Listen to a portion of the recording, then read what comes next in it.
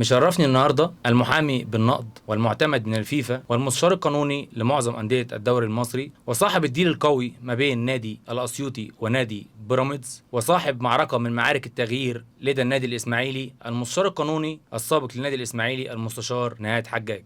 منورنا يا فندم. نورك كابتن محمد حبيبي. مبسوط جدا ان انت معايا النهارده ومتشرف بحضرتك والله. والله الشرف ليا، وان شاء الله تبقى حلقه مثمره لمتابعين البرنامج ان شاء الله. باذن الله حلقه تعجب كل المشاهدين بما انها اول حلقه للبودكاست بتاعنا في المقص، وهنبدا اول كوره في المقص بتاعتنا. المستشار نهاد حجاج، ايه سبب استقالتك في مجلس المهندس يحيى كومي؟ والله ببساطه موضوع نادي الاسماعيلي يعني هو قتل بحثا الموضوع ده، فكره ان النادي لازم يدار باحترافيه وكل الادارات لازم تشتغل في هارموني بتخصصات. لكن مشكله نادي الاسماعيلي اللي بيقعد على الكرسي بتاع نادي الاسماعيلي بيبقى عايز يعمل كل حاجه، وانا كراجل قانوني الاسماعيلي مشاكله اكترها قانونيه، وبالتالي يبقى العمود الفقري لنادي الاسماعيلي هو ذراعين، ذراع قانوني وذراع مالي. عشان تنجح نادي الاسماعيلي وتنجحه في الملعب 90 دقيقه، الموضوع بيبدا من الاداره القانونيه والاداره الماليه. عشان في الاخر الجماهير تستمتع وتلاقي كرة كويسة لازم الجزء الاداري يتعمل باحترافيه. لكن للاسف المهندس يحيى كومي لما تولى رئاسه النادي ومعاه مجلس الاداره وعرضوا عليا ان انا ابقى مستشار قانوني نادي الاسماعيلي، قلت لهم ما عنديش مانع ولم اتقاضى مليما من ساعه ما دخلت لغايه ما قدمت استقالتي. لكن فوجئت طبعا ان المجلس ضعيف، والمهندس يحيى كومي كان تحت عنوان انا اللي هدفع، ما حدش يتكلم. هل هو مجلس ذو القرار الفردي ولا مجلس جماعي؟ لا، هو مجلس ضعيف مع المهندس يحيى كومي، فكره رجل الاعمال اللي انا دايما اكد على كل جماهير الاسماعيليه. الناس الاسماعيلي مش محتاج رؤوس اموال، محتاج ناس مخلصه تشتغل بامانه وباحترافيه. لكن طب تعالى شوف التجربه على مدار 50 سنه، كل رجال الاعمال اللي دخلوا النادي الاسماعيلي النادي هو بيمشي من هنا، محدش بيحاسبه، ونادي الاسماعيلي الى الانهيار. فيبقى لازم نشوف حلول اخرى غير فكره ان انا اضخ فلوس وبعدين اعمل اللي انا عايزه ومحدش يحاسبني لان انا اللي بدفع. بالظبط. عشان كده دي مشكله بتدور، وسببها الرئيسي هفضل اقولها، سبب الرئيسي اللي بيحصل في الاسماعيليه عكس كل الناس ان الجماهير هي السند وهي الظهر. هي الجماهير هي اللي مسؤوله عن اللي بيحصل في الاسماعيليه. ليه؟ انا عايز صفقات، روح هات لي فلوس من حرام، هات لي حد من اسرائيل يصرف على النادي ويسدد ديونه، انا موافق. ما هو النهارده لما يطلع حد من الجماهير، احنا ما صدقنا شفنا الدنيا كانت بعد ما بعيده شويه والجمهور بعيد شويه والشباب الصغير بدأ يرجع للمدرج تاني، نفسهم يرجعوا يشوفوا الفرقه في المقدمه ترجع زي زمان، نشوف الاسماعيلي بينافس على البطولات. فطبيعي عايزين صفقات، عايزين ناس كويسه، عايزين لجان فنيه محترمه. اكيد بيطالبوا مجلس الاداره بحاجه زي كده يعني. ما هو هي في حاجتين، ان كان من حق الجماهير تقول كده لانها ثقافات مختلفه وما عندهمش ولا الجزء القانوني ولا الجزء المالي، هو عايز 3 نقط، عايز يكسب، عايز يرجع تاريخ الاسماعيلي، ده مبرر ليه. تمام. لكن لما انا افهمه واقول له ان ده خطر على النادي، ان انت بتضغط على الاداره، انا عشان كده قلت الجرائم اللي تمت في النادي الاسماعيلي هم شركاء فيها الاداره ثم الجماهير. تمام. يحيى الكومي بتاع حديده عايز يتشهر بفلوس غيره، طلع شيكات، الجماهير قالت الكومي ده هناخد وراه بطولات، وهو عشان هو جاب صفقات، جاب 23 لعيب في انتقال، في فترتين انتقال. دي فنيا حتى لو معاك فلوسهم فنيا ما ينفعش تجيب 23 لاعب في فتره انتقالات شتويه ومصاريف 6 شهور. دي حسب عليها المهندس يحيى كومي ولا اللجنه الفنيه اللي عينها؟ اللجنه الفنيه بتقول رايها. تمام. بتقول رايها. لكن عايز اقول لك على حاجه. صوت. كويس ان انت فتحت الموضوع. انا راجل في اللجنه الفنيه. تمام. شفت اللاعب كويس. تمام. كويس ومضيت عليه ان هو كويس. تمام. اولا في خطأ رقم 1 بالنسبه اللي بيحصل في الاسماعيلي، ان انا اللي المفروض اللي بيدرس موضوع بقى الجانب المالي، انا اقدر اسدد فلوسه ولا لا. بالظبط. يبقى ده مسؤوليه مين؟ مسؤوليه الاداره. بالظبط. ان انا دلوقتي جبت لاعب فنيا اللجنه مضت عليه قالت انا اللاعب ده كويس. تمام. بعد دراسه. تمام. اللجنه هتظلم في جزء من الموضوع. ليه؟ تمام. لان انا لو لاعب جيت ومضيت عقد تمام وما خدتش فلوسي، تمام، واجواء وفندق ما فيهوش اكل وكله بيعمل على كله وكله بيكذب على كله، الاجواء حتى لو اللعب كويس هيديك كرة. ده انا عايز اقول لك في لافيو في الاهلي، تمام. جماهير الاهلي قعدت تشتم فيه سنه، صح. وبقى بعد كده هو ايه؟ هو العريس. ليه؟ جوزيه كان بيتحدى الكل. في لعيبه اجانب عشان تتاقلم بتبقى عايزه شويه وقت. بالظبط. شوف انا شوف احنا داخلين في جرايم، زي ما شفنا كارميلو. انت جبت ما كارميلو في المنتخب. هي بالزبط. الفكره مش فكره ان انا اجيب لاعب كويس، فكره خلق اداره وبيئه مواتيه ان اللاعب ده لو 60% ممكن اخليه 90، وهل هقدر اسدد ولو بدون ولا 90 لأ؟ اخليه بالظبط. ب 100 واقدر استثمر فيه وابيعه. بالظبط. المشكله الكبيره ان انت ممكن تجيب لاعب كويس لكن جه لقى الدنيا بايظه، هو نفسه عايز اجواء صحيه لمده موسم عشان تجني الثمار من اخر الموسم او من الموسم التاني. عشان كده الناس مش اخده بالها، اللجنه الفنيه بتوافق على ان اللاعب ده كويس، لان انا لما شفته كان في اجواء كويسه. جيت بقى لقيت فندق فيه مشاكل، النادي اخد اللعيبه اخده شيكات بدون رصيد، عايز يبعت فلوس لاهله، وباسبور ومش هيديك كوره باسبور. ازاي؟ بالظبط. هينام ازاي؟ هياكل ازاي؟ صح. فاهم؟ فالكوره مش فكره ان انا امضي واتصور بعقد اللاعب وعلى السوشيال ميديا البطل الكومي. صح.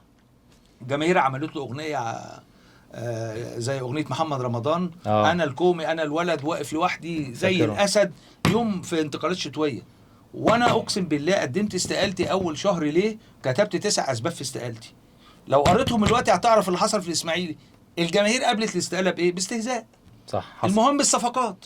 صح. يا عم هو كل شويه استقيل، ما هو انا بستقيل ليه؟ لان افترض جدلا بقى ان انا الصفقات دي تمت وحصل مشاكل وصدر احكام وكان نهاد حجاج اللي موجود ساعتها، بالظبط. كنت اتقطعت زي الشاورما، لان انت كنت موجود ما قلتش لا ليه. طب انا لما قلت لا برضه بقيت وحش، طب اقارب الشباك ولا اقفله ولا امشي؟ طب ما انا لما لقيت عقود بتتعمل غلط هيبقى نهايتها مشاكل للنادي الاسماعيلي، ما لقيتش حد واقف جنبي ولا الاداره اللي هو مجلس الاداره واقف جنبي. رئيس النادي قال لك انا اللي بقود، راح عمل توكيل لمحامي خاص طرفه هو أحمد من أيوب. ورا مجلس الاداره. بالظبط. وبالتالي قلت لهم يا جماعه الاسماعيلي في خطر، بالظبط. الاسماعيلي في خطر، الحقوا. كلمت الاداره كم مره اللي هو باقي مجلس الاداره، ما حدش سال. قلت لهم يا جماعه الاسماعيلي رايح للهويه وهيترفع عليه قضايا باللي انا شايفه في النادي الاسماعيلي. حد سمع لي؟ قمت ايه نورت الانوار، ما حدش سمع مني مره واثنين وثلاثه. اتفضلوا يا جماعه استقلت، سلام عليكم، بحترم نفسي. عشان كده تمام. انا دايما ما بشتغل في اي مكان يا تدي لي تخصصي 100% يا سلام عليكم. برغم ان اعرف ان حضرتك كنت مقدم مشروع للنادي الاسماعيلي مع مجلس مهندس يحيى الكومي، وتقريبا قوبل بالرفض او بالانتظار، فالدنيا اتعطلت شويه. انا هقول لك المشروع ده ببساطه الاهلي عامله، بس اللي عامله برضه منقوص. شوف الاهلي نموذج بيقدم تمام. للمجتمع الرياضي لكن منقوص. اللي هي ايه؟ فكره شركه الكوره. الموضوع ببساطه عشان الناس ما تخشش في تفاصيل. انا دلوقتي مستثمر سعودي، مستثمر اماراتي، عايز اضخ فلوس في الاسماعيلي او اي فرقه. انا لو ضخيت فلوس وجبت لك مدرب وجبت لك لعيبه والنادي مش بتاعي، الجماهير شتمت المدرب مش المدرب، مين اللي دافع الفلوس؟ المستثمر. بالظبط. انا جبت لعيبه اجانب استثمر فيها ونبيعه ونفيد النادي وانا استفدت. ما عادش زمان المستثمر اللي يضخ لك فلوس ويفضل يقول انا في الاسماعيلي، مفيش كلام. وانت كاسماعيلي كبراند دلوقتي انت ترتيبك بتصارع هبوط، بالظبط. مفيش حد هيجي يضخ فلوس، مع ان الاسماعيلي براند قوي جدا بس لو في مخلصين قائمين عليه يعني.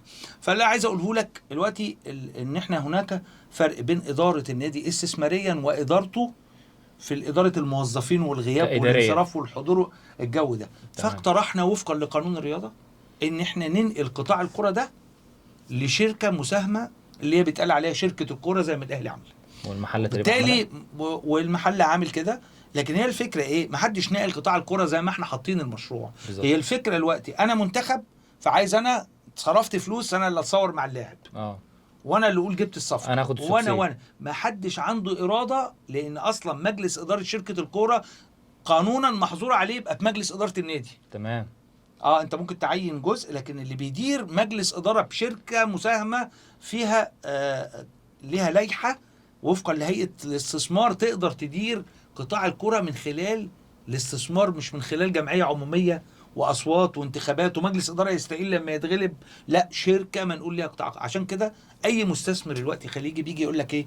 انا هاجي اضخ فلوسي في نادي ممكن في ثانيه اللعيبه تمشي، يتقدم اي حد لاي موضوع ممكن الجماهير تشتم، فارجع انا بعد في تعاقد لان الجماهير هي اللي بتقود الانديه الجماهيريه. لا، سلام عليكم. عشان كده كنا عارضين فكره بمشروع متكامل ان نادي الاسماعيلي يعمل شركه كوره وينقل القطاع الكوره ده. بس مجلس الاداره يقول لك انا بشتغل ايه؟ ما انا دافع فلوس للجمعيه العموميه ما هيستفاد. ما هو هيستفاد هو لو بيفهم بقى ان كل لو حصل تاريخ او نقله للنادي ما في الاخر هيقولوا مين اللي عمل الشركه؟ ما هو مجلس الاداره. تمام. لكن ما بتتنظرش كده، بتتنظر انا لازم انا دلوقتي. ما انا ثم انا اللي جبت فلان، انا اللي جبت احط جون، ما انا اللي جبته. فالفكره فكره شخصيه، ما فيش حد بيجي بشكل جماعي يشتغل وباخلاص للنادي. كل واحد ليه مقارب وهو بيركب كرسي النادي الاسماعيلي او الانديه ليه مآرب اخرها مصالح النادي بالظبط. كلها مآرب شخصيه او علاقات، بيفتح علاقات مع ناس اقتصاديا، يكون هو رجل اعمال فاسمه يستخدم. هو مين كان يعرف الكومي قبل الاسماعيلي؟ كانش بالظبط. حد يعرفه. بالظبط. اول ما دخل النادي هو الاسماعيلي استفاد من كومي الإسماعيلي استفاد من اكتر من الاسماعيلي. الإسماعيلي لا استفاد ويا منه. ريت بقى ما الاسماعيلي ما استفادش. الاسماعيلي اتضر ضرر لسه قدامه 10 سنين، تعليه 5 مليون دولار في قضايا كتير دلوقتي اتحكمت يعني علينا. كدقه بعد ما سددنا جزء 4 مليون 130 الف احنا دولار. لسه هنيجي لقصه القضايا دي لسه شويه كده. فهي ده ردا انا على بس كنت لسه برضو دخلنا في قصه شركة المخالفات وشركه الكوره. انا كنت على علم من حضرتك، كنت موجود او موكل من وزاره الشباب والرياضه، هتكون في اللجنه او عضو قانوني او قبل اللجنه بتاعت اللي هو ابو بكر حديدي. تمام. فحضرتك كنت موجود وعرفنا ان في مخالفات ماليه ومخالفات اداريه. فلو جمهور الاسماعيلي طالب برضه ان هو يعرف حاجه او يعرف دنيتها راحت لفين، او ايه الاجراء اللي تم من الوزاره او الاجراء اللي تم من شباب الرياضه يعني. هو الموضوع ببساطه لما الكومي استقال 9 يناير 22 تمام. استقال في اليوم ده، فقال انا عايز لجنه تستلم مني النادي. تمام. عايز لجنه تستلم مني النادي عشان هو قلقان من الموضوع ده، وراح قدم استقالته وكتب في الاستقاله على لسانه هو ان انا كله تمام، مفيش حد يكتب على لسانه ان هو بريء قانونا يعني. تمام. فراح قدم استقالته للوزير، واتشكلت لجنه لمده تقريبا 20 يوم بالظبط. يعني لجنه اللي هو ابو بكر تولى 29 يناير، كان في 20 يوم جت لجنه من الشباب والرياضه تتولى اللي حصل في فتره الكومي ويحصل تسليم وتسلم. تمام. فعرضوا عليا في الشباب والرياضه ان انا ابقى مثلا عضو قانوني ابقى معاهم بدعمهم. قلت لهم تحت امركم، انا تحت امر النادي الاسماعيلي بلا مقابل يعني. فجيت قعدنا بدأنا نفحص. يعني الكومي تولى في 1/11/21 حتى 9 يناير 22 9 يناير 23 آسف 9 يناير 23 حوالي سنة و3 شهور، حوالي 15 شهر. فبدأنا نفحص العقود والورق وطلعنا كل المخالفات اللي المجلس ده عملها في ملف ضخم جدا، تقرير كامل بالمخالفات، وتم عرض هذا الملف على وزارة الشباب والرياضة في 26 يناير قبل ما اللجنة يخلص دورها في 29 يناير لما جت لجنة اللي هو أبو بكر الحديدي. بالظبط. فعرضنا هذا الملف وأنا ماضي عليه ولجنة الشباب والرياضة عليه ومختوم بكل المخالفات والتعاقدات والشيكات اللي بدون رصيد كل حاجة. طبعا كان المفروض قانونا الملف ده لما يتعرض على وزارة الشباب والرياضة هي المنوط بها حماية المال العام. تمام. وده تعدي على مال عام وإهدار عليه، وبالتالي كان وزارة الشباب والرياضة عليها إن هي تحرك الكلام بتأشيرة ان الكلام ده يتحقق جنائيا، ونشوف مين اللي قائم على هذه المخالفات. الكومي مجلسه وفقا للقانون يتحقق معاه، وهو يقدم ملاديه. لكن للاسف لغايه ما بكلمك هذا الملف حبيس الادراك في وزاره الشباب والرياضه، اللي دعاني بعدها ان انا اتقدم ببلاغ للنائب العام. بالظبط، ده اللي احنا جايين فيه دلوقتي. ما هو بناء عليه لقيت ان الملف حبيس الادراك ومش هتحرك، والاسماعيلي الاحكام عماله تصدر قضية تلو القضية، حكم ضد الحكم، وقف قيد وقف قيد وقف قيد. قبل ما يرفعوا المجلس الحالي حظر القيد كان عليه 5,250,000 دولار. طب الدولة فين من الكلام ده؟ الدولة منوط بها ممثلة في وزارة الشباب والرياضة حماية المال العام. طيب. والرقابة على المال العام وصرفه. على فكرة في مادة واضحة جدا للأسف ولا نادي في مصر بيطبقها، لأن احنا ما عندناش احتراف. على رأسها الأهلي، الزمالك، الإسماعيلي، مفيش حد بيطبقها. اللي هي إيه؟ الفير بلاي. بالظبط. انت عندك ميزانية كرة قدم، ايراداتك، مصروفاتك. النادي الاهلي والنادي الزمالك لو جيت فصلت عنه مثلا على سبيل المثال ايرادات الانديه الاجتماعيه، ميزانيته خسرانه. ليه؟ لانه بيصرف من الانديه الاجتماعيه على نشاط الكوره. في ماده واضحه اصلا في قانون في اللائحه الماليه للانديه الرياضيه بتقول ان انت لما تيجي تتعاقد على في موسم معين مع لعيبه او تصرف على نشاط كره القدم، لازم يكون ده لا يتجاوز الميزانيه اللي انت حاططها ورافقها برخصه الانديه في اتحاد الكوره. انت لو بتحصل على رخصه النادي محترف بترفق ميزانيه. تمام. الميزانيه دي المفروض ما تتجاوز مصروفاتك وفقا لهذه الميزانيه. تمام. الدنيا طبعا سايحه في الموضوع ده، والوزاره مش متابعه الحدث ده رغم ان ليه اثار على المال العام بتاع مصر. ما الانديه دي ملك مصر. بالظبط. وبالتالي انا لما بقى عليا 5 مليون دولار دلوقتي هجيبهم منين واضغط على الاقتصاد المصري في العمله الصعبه في ظل الازمات اللي مصر بتعرض لها في العمله الصعبه؟ انا بدور على الفلوس دي واخلقها من السوق، لدرجه ان انت ساعات بتبقى مضغوط عليك ان انت تجيب عمله من خارج البنوك لان البنوك ما فيهاش. مين السبب في كده؟ قله الرقابه من الدوله ممثله في وزاره الشباب والرياضه. المفروض تراقب على الانديه وتقول لهم ميزانيتك فين، انا مش هعتمد لك العقود دي والا هيحلك النيابه العامه. عايز اقول لك الدوري السعودي لما جم ينظفوا مواضيع الانديه دي قالوا لهم تعالوا، كل الانديه كان عليها فلوس في الدوري السعودي ومشاكل بارقام كبيره، وعلى راسها الاربع انديه الكبار اللي هم بيقولوا عليهم دلوقتي انديه الصندوق، اللي هو الهلال والنصر والاهلي واتحاد جده، اهلي جده واتحاد جده والهلال والنصر، كان عليهم ارقام كبيره. قالوا لهم لا تعالوا هننظف، وبعد كده اللي هيغلط هيتحبس تمام ويدفع من جيبه. عندهم هناك فير لدرجه ان حتى في الدوري الاهلي السعودي وفي انضباط، هم سبقونا بسنوات ضوئيه. احنا كنا الناس دي ويا ريت احنا واقفين مكاننا، كنا بنعلمهم الكره المصريه بتتراجع، يا ريت واقفه مكانها وهم رايحين شارخين زي ما بيقولوا بسنوات ضوئيه، وانت قاعد بتتراجع. ليه؟ لان مفيش سيستم قانون رياضه صدر، مفيش انضباط، مفيش آلية لتنفيذ القانون على الكل بدون ألوان، ففي انفلات. عشان كده أنا قلتها كتير، المفروض الثورة قامت في 30/6 على فساد كتير. بالظبط، كنت لسه هرجع للتصريح بتاع حضرتك يناير وما قامتش على الرياضة. بالظبط. للأسف مجالس الإدارة بتعبث بالأندية وبمقدرات أندية كبيرة زي الإسماعيلي، نادي كبير جدا جدا جدا، نادي كان بيصرف على مجهود حربي، بيطلع يلعب عشان يجيب فلوس للجيش المصري. بالزبط. في المجهود الحربي، تاريخ كبير، تاريخ كبير جدا. وبالتالي النادي دلوقتي بيتقلص ورايح للهوية بسبب المديونات. بسبب مين؟ مجالس إدارات ما بتتحاسبش ومفيش دولة بتحاسب، وزي ما بيقولوا من آمن العقاب أساء الأدب. بما ان حضرتك ذكرت الدوري السعودي والطفره اللي حصلت في السعوديه، كان في ديل ما بين المستشار تركي الشيخ وما بين المهندس ابراهيم عثمان في عصر المهندس ابراهيم عثمان. حضرتك كنت متواجد في الديل او كنت احد اعضاء الديل يعني، وفي الاخر كوبل بالفشل. ممكن نعرف قصته ايه؟ هو في الفترة اللي هو تم الاستحواذ على نادي الأسيوطي، تمام، واصبح نادي بيراميدز، كان تركي الشيخ كان عايز اكتر من لاعب في نادي الاسماعيلي، منهم محمود متولي ومنهم محمد عواد. فطبعا كان قبليها لسه نادي بيراميدز ساعتها مشتري من الاسماعيلي محمد فتحي في كان ب 30 مليون تقريبا، 30 مليون جنيه بالظبط، مليون 685 الف دولار بالظبط. بسعر الصرف ساعتها كان 30 مليون جنيه. الكلام ده كان اول ما تم الاستحواذ على النادي في شهر 7 2018. في ساعتها طبعا هو كان عايز محمد عواد كان معار في السعوديه، كان عرف نادي الوحده السعودي. نادي الوحده السعودي، وهو قال ان انا محتاج محمد عواد ومحتاج محمود متولي. فلما تم عرض الامر الاول في انتقالات الصيفيه، فقال انا لسه المهندس ابراهيم يعني عثمان قال لك عشان برضو الراي العام والجماهير وكده، فانا لسه بايع محمد فتحي، مش معقول ان انا هفرغ الفرقه من اللعيبه دي. حتى كان ساعتها الامور يعني كان طبعا صعب قوي تبيع 3 في وقت واحد. بالظبط. لكن في الانتقالات الشتويه كان مازال نادي بيراميدز او الوزير تركي الشيخ كان برضو مصمم على ان هو عايز يقابل المهندس ابراهيم. المهم اتعرض ان هم يبقى يحصل الكلام ده في انتقالات يناير 2000 كانت يناير 2019 في ذات الموسم، بس في الانتقالات الشتويه يعني.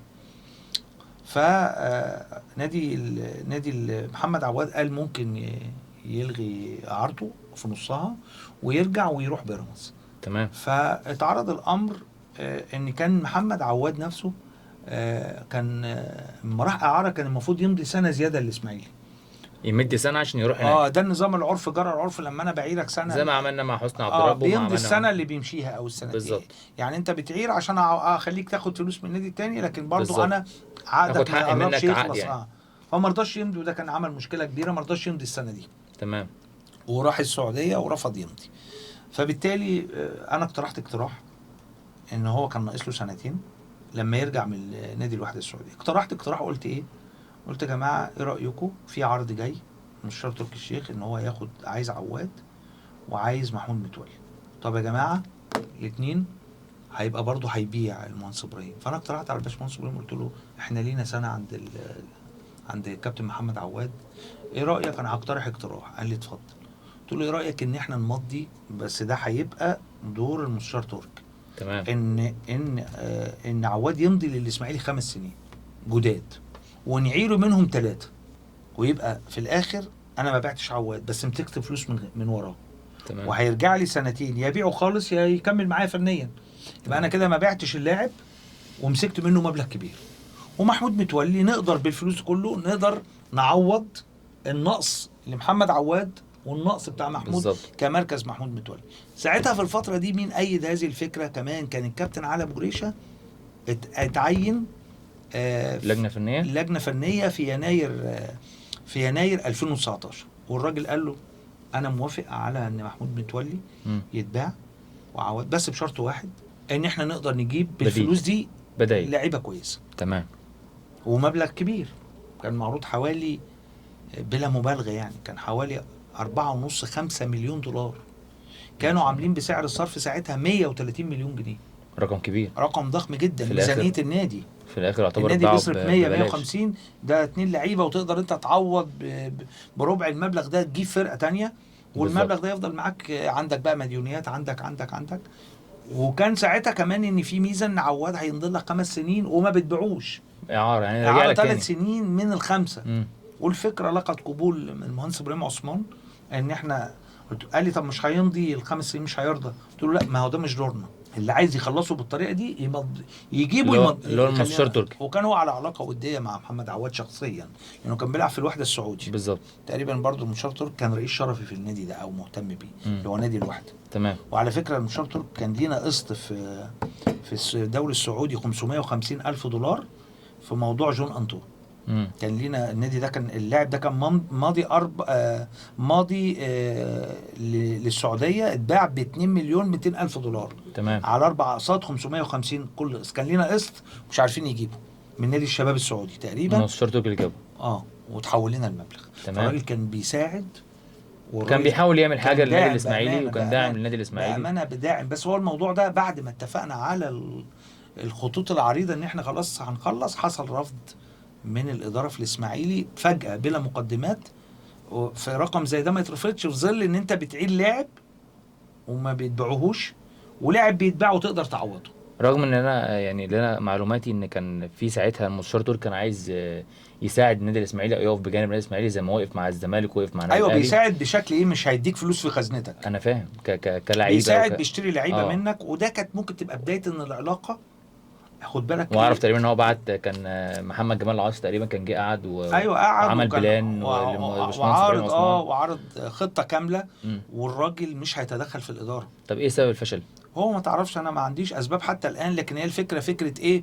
الهاجس ان هو ممكن يتدخل في الاداره، وبالتالي ممكن يبان ان احنا هو كلنا شغالين عنده. ففكره ان انا ما حدش يقودني او يرقصني زي المهندس ابراهيم ليه تركيبه معينه، ما حدش، احنا اسماعيليه وانا ابن المعلم عثمان، ما فيش حد يجي من بره. يعني كانت في فكره نفسيه بدون ما تتقال. يعني انا بتكلم بفكره ان انا قيمه. انت ممكن تيجي تدعمني بلعيبه لكن ما تقودش. فهو كان عنده توجس ان ممكن يدخل الدخله دي فيبقى هو صاحب القرار. بالظبط. فده كان في قلق منه، لكن كان ممكن تتعالج. وده كوبل حاليا من بعض الجماهير من بعد اللي حصل في الاهلي وفي الزمالك وكان تدخلات مستشار تركي الفتره اللي فاتت وتدخلاته مع المصريين بشكل صريح وباين، يعني ان الناس رجعت قالت ان باشمهندس ابراهيم كان عنده حق في رايه. برغم ان انا كنت لسه عايز ارجع لنقطه ثانيه، ان هل باشمهندس ابراهيم كان رفض من دماغه ولا برضه كان تدخلات الناس اللي كانت حواليه؟ لا، ما هو برضه هي دي المشكله. يعني المشكله اللي يبقى في ناس بتتكلم كتير حواليه، اصل ده ممكن. هي دي المشكله اللي كانت بتواجه المجلس في الفتره دي. عشان كده انت راجل منتخب وجاي مجلس اداره، انت صاحب قرار وانت اللي مسؤول عنه. فعشان عايز كده برضه اروح لنقطه قصه بيع اللعيبه، وان الجماهير ضد البيع، بس مفيش حلول تاني. تمام. فهي المشكله كلها في الاسماعيلي ان الكل مستعجل على ان النادي الاسماعيلي يبقى نتائجه كويسه ويخش مربع ويخش الكونفدراليه. ده مش هيجي غير بالاحترافيه، مش برجال اعمال تيجي تصرف وتسيبك مديون بالارقام دي، ونفضل نلف في الدايره المفرغه دي. مشكله كبيره هنفضل فيها في الاسماعيلي طول ما جماهيره حاسه ان هو لازم ياخد الدوري ويخش الكونفدراليه ويبقى ترتيبه الرابع، واحنا زمان كنا يا تاني يا تالت لو ما خدناش بطوله. طول ما انت مش مواجه الواقع عشان تحله، طول ما احنا هندور في الدائره المغلقه. نادي الاسماعيلي كبير ولكن لابد ان انت تشتغل له كتير عشان ترجع اسمه تاني. تمام. طب هنرجع تاني لقضيه الباشمهندس يحيى الكومي. وصلت لفين حاليا؟ الحضرتك رافعها على باشمهندس يحيى الكومي. انا اعلم ذلك ان حضرتك رفعت قضيه على الباشمهندس طبعا. يحيى، والمفروض ان هي دخلت تقريبا مجلس الدوله، لا ده بلاغ للنائب العام، او بلاغ النائب العام. بلاغ للنائب العام بكل المخالفات. تمام. وقلت ان في تقرير في وزاره الشباب والرياضه فيه كل المخالفات، وانا استحصلت على النسخه ورفعتها بالبلاغ. تمام. وصلت ليه دلوقتي؟ انا اتسالت كراجل عضو جمعيه عموميه وانا اللي مقدم البلاغ، سالت في النيابه، والنيابه اشرت بعد كده ان هي هتطلب تحريات مباحث الاموال العامه في مديريه امن اسماعيليه. في نسخه من القضيه راحت هناك، المفروض تحريات المباحث شغاله دلوقتي تقول الوقائع دي سليمه ولا لا، ومطلوب سماع شهاده حتى المدير التنفيذي للنادي والمدير المالي للنادي. انا طالب سماع شهاداتهم عشان هم اللي لديهم العقود والمستندات والشيكات يجي يقدموها، لان انا ان كنت قدمت مستندات فقدمت 5% من المستندات، لان انا مش جوه النادي ومش شغال في النادي. اذا قولا واحدا حضرتك محتاج اللي محتاجه حاليا من مجلس اداره النادي الاسماعيلي الحالي اللي هو بقياده باشمهندس ناصر ابو الحسن، دعمهم ليك ولا ان هم مش ليا دعمهم للنادي الاسماعيلي، انا مش بالظبط مقدم البلاغ بشكل كقضيه شخصي. كقضيه. هو الغريبه ان في علامات استفهام كتير، ان هم طلعوا قرار مجلس الاداره في 30 يناير الماضي، يعني من 6 اشهر كده. القرار بيقول احاله مخالفات الكومي للنيابه العامه. تمام. طب ده حبر على ورق. طب انت تابعت لغايه ايه ما اكلمك، بالظبط؟ لغايه ما بتكلم معاك دلوقتي، اللي برضو القرار ده ما اتحركش من الدرج. ما حدش تابعه في حاجه. ما حدش طلع ورقه وداها نيابه عامه. تمام. طب دلوقتي انا مقدم بلاغ وقلت لكم يا جماعه انا مقدم بلاغ، انتوا كنادي تعالوا انضموا، لان احنا الاتنين مع بعض للصالح العام للنادي الاسماعيلي. هي ولا قضيه شخصيه ليا ولا قضيه شخصيه ليكم، دي فلوس النادي، فلوس النادي فعلا اللي تم التعدي عليها وتم اجرم في حق النادي الاسماعيلي، واحنا قاعدين بنتفرج كلنا. فاحنا لازم نتحرك كلنا ونجري الاحداث، لان لو بالظبط. حصل تحقيق مع اي حكومي والطلب للتحقيق اتحل المحاكمه، هيجي يقول اتفاوض عشان اخلص الموضوع، هيدفع فلوس. طب هو ليه الفلوس دي حضرتك دخلت خزنه النادي حل بعض مشاكله. طب ليه حضرتك حاليا ما تتكلمش مع الباشمهندس ناصر ابو الحسن؟ حصل اتكلمنا اكتر من مره، قلنا يا جماعه انا مقدم بلاغ، وبعت لهم رقم القضيه، وبعت لهم صوره من البلاغ وكل حاجه. الدليل على كده ان هم مطلعين قرار من يناير. يعني كان ردوا عليك؟ يعني بنشتغل وطلعنا قرار، مفيش رد حاسم ان انا باين ان حد عمل حاجه. الدليل لغايه ما بكلمك ان مفيش حاجه اتقدمت. المفروض ان كان في يناير، احنا النهارده في شهر 7 شهر 7 على نهايته اهو. تصور وفي النادي الاسماعيلي بقى لو عمل مؤتمر صحفي وقال فيه كذا مخالفات، او دور المتحدث الرسمي النادي الاسماعيلي اللي ما اعرفش ليه دور من ساعه ما تعين، مشاكل كتيره جه بيع لعيبه، مفيش حد بيطلع يتكلم، فبتسيب كل الجروبات بتاعت الفيسبوك تجتهد، كل واحد يقول ده فلان رايح هنا وفلان رايح هنا. بالظبط. ليه؟ لانك انت فاتح بقى باب فتنه ان جماهير حصل. لكن انت لو انت موقع رسمي او متحدث رسمي اللي متعين من اول ما تعين ما سمعنالوش مداخلتين، المفروض يفعل دور المتحدث الرسمي عشان ما اخدش كلامي من الفيسبوك بالظبط. من وسائل التواصل الاجتماعي وانا عندي واحد احنا بنرجع متعين. لبيدج النادي يعني. بيدج النادي، او انت تعمل مداخلات في القنوات، يعني كل ما اثير ده كذب. قضيه معينه اطلع اتكلم عنها، زي ما المتحدث الرسمي في الانديه الاخرى بتطلع تنفي او تؤكد واقع معين. فلا بد ان انت يبقى ليك دور عشان انت ما تسيبش الجماهير تجتهد في بيع او شراء. وبالتالي انا باكد على موضوع وبدعو مجلس الاداره مره واثنين ومية ان يدعم البلاغ اللي انا مقدمه للنائب العام وموجود دلوقتي في نيابه تاني وتالت بالاسماعيليه، او يقدم بلاغ موازي والاثنين ينضموا لبعض. ايا كان لازم يكون في موقف متعاون من اجل مصلحه النادي الاسماعيلي وليس من اجل مصالح شخصيه. تمام. يعني حضرتك بتسعى لمصلحه النادي الاسماعيلي، ولكن احنا كالعاده المجالس الادارات الحاليه او السابقه الناس يعني بتدور زي ما حضرتك قلت على الصوره او بتدور على المايك فين. فاحنا ما حدش بيتعب ورا النادي الاسماعيلي غير اعضاء الجمعيه العموميه، ما حدش بيتعب ورا النادي الاسماعيلي غير محبين النادي الاسماعيلي، ما حدش بيتعب غير الناس العاشقه للكيان، الناس اللي ما بتسيبش ماتش. فلازم يعني الكلمه لمجلس اداره النادي الاسماعيلي الحالي، يا ريت نتحد، يا ريت نقف كلنا مع بعض في ظهر النادي الاسماعيلي، يا ريت نشوف الناس اللي بتجري ورا مصلحه الكيان ونشوف حل القضايا ايه، لان احنا داخلين على مرحله صعبه. لسه في قضيه محمد بن خماسه، قضيه كبيره، وفراس شواط وارقامهم كبار جدا. بن خماسه $1,750,000 يعني مليون 2 مليون الى ربع.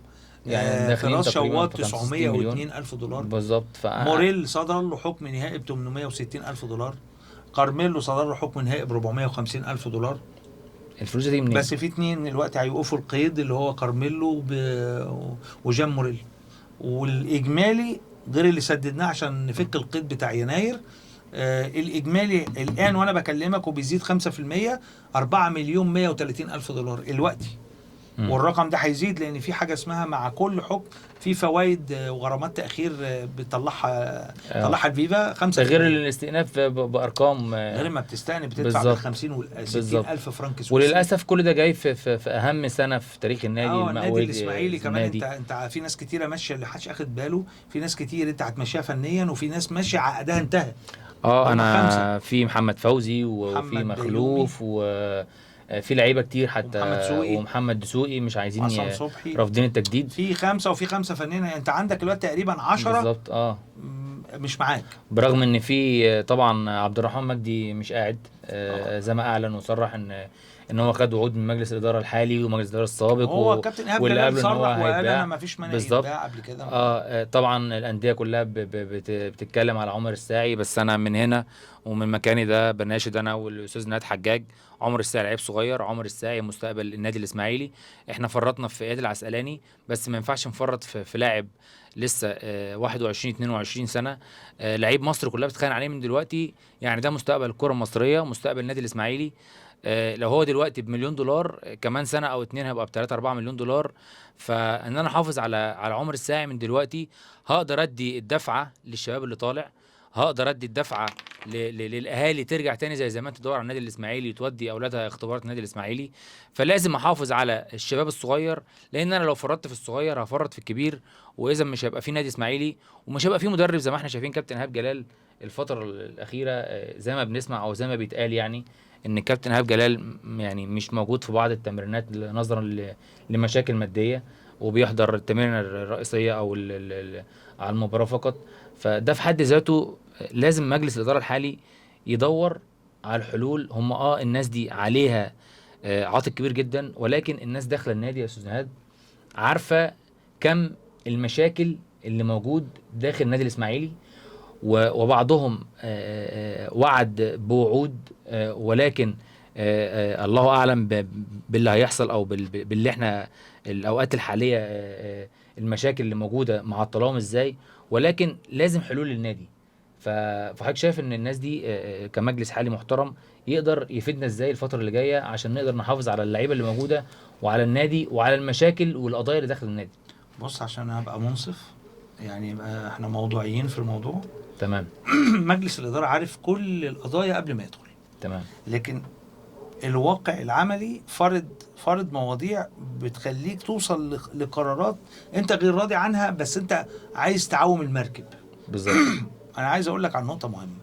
النادي الاسماعيلي ما عندوش موارد، والشركه الراعيه بتديك المبلغ اكنه بيشحتهولك، واقل مبلغ في الدوري، فانت بتاخده على اقساط ما بتحسش بيه. تمام. وما فيش اي مورد لنادي الاسماعيلي غير مجموعه الايجارات المحلات اللي في سور النادي، ودي ما بتجيبش ارقام تغطي حتى متطلبات فندق النادي. بالظبط. وما عندكش موارد اخرى. فعندك الاستاد ده عايز وقت ان انت تقدر ازاي يعني، من الانديه القليله ان نادي عنده استاد تملك استاد. وحضرتك طبعا تعبت كتير في قضيه زي كده، قضيه استاد النادي الاسماعيلي. استاذ نهاد من ضمن الناس او الوحيد اللي جري على القضيه وكسبها للنادي الاسماعيلي.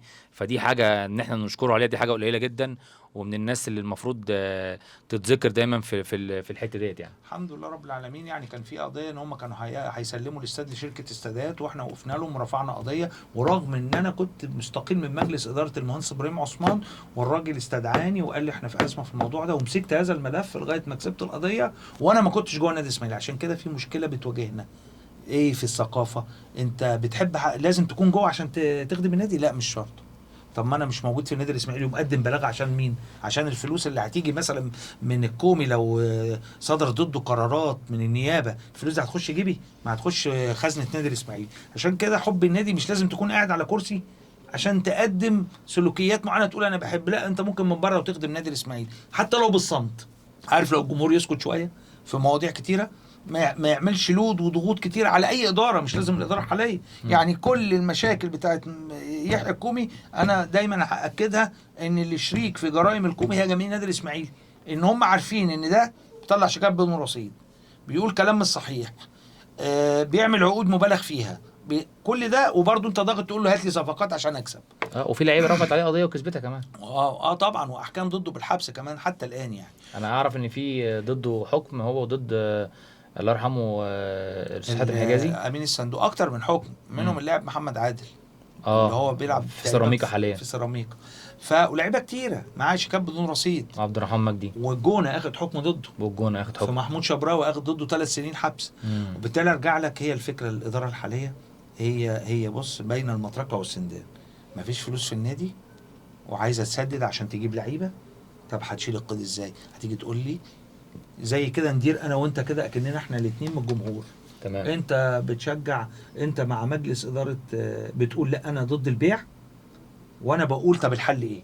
خلينا كده نقول صوتين، انت صوت مش مع البيع وانا صوت مع البيع، وتعالى ايه ادخل معايا حوار. هتيجي تقول لي هو عارفين كل حاجه وجايين يبيعوا، يبقى ما هم ما قدموش حلول النادي الاسماعيلي.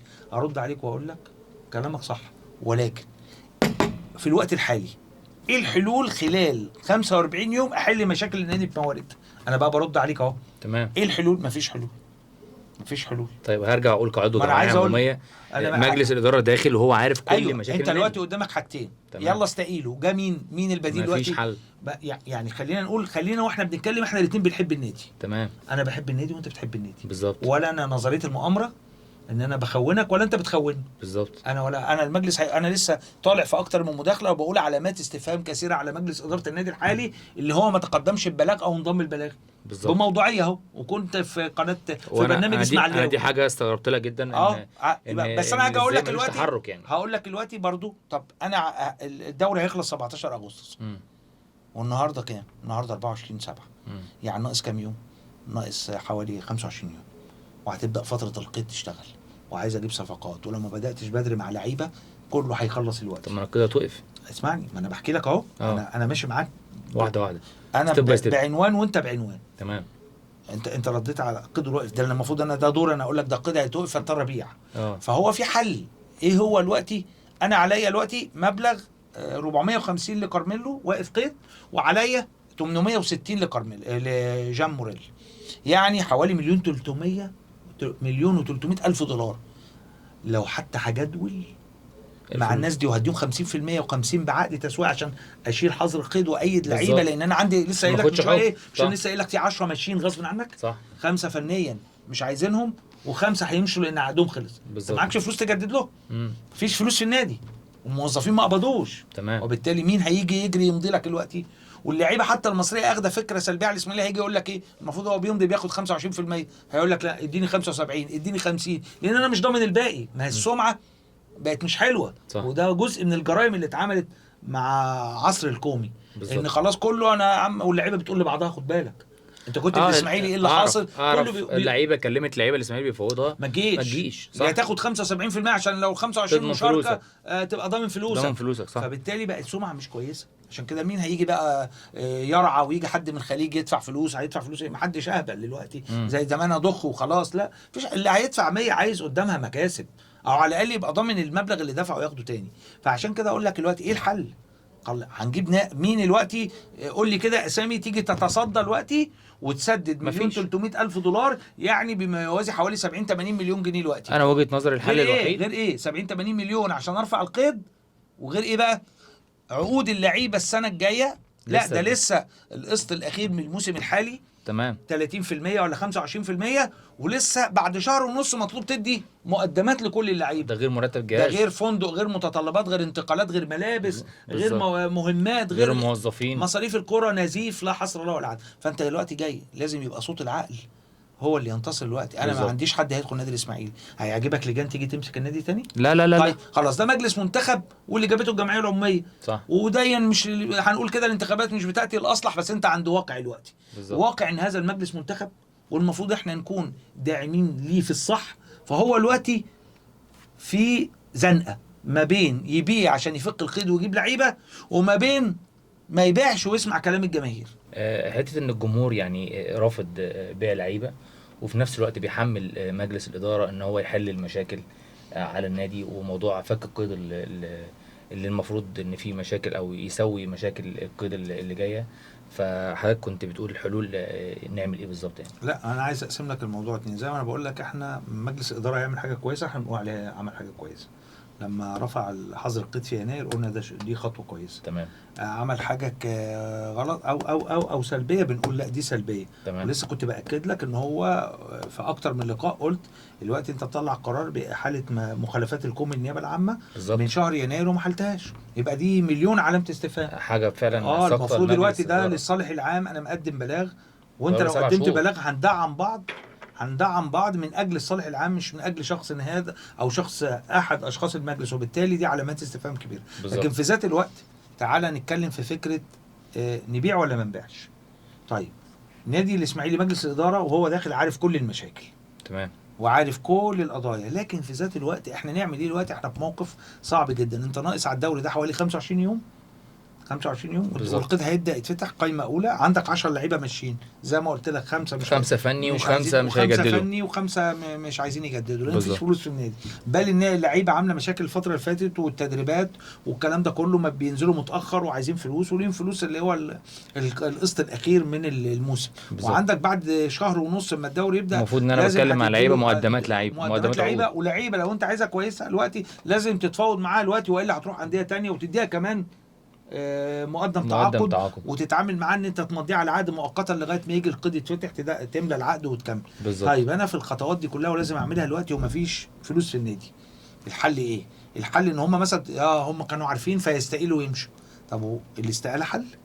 هيجي مجلس مؤقت، لجنه مؤقته بس هو ضد القانون. احنا خدنا وعد من اعضاء الجمعيه العموميه وموجوده بتصريحات رسميه من اعضاء مجلس الاداره ان كان في 10 مليون دولار جايين، وكان في رجال اعمال هتساند الباشمهندس نصر ابو الحسن.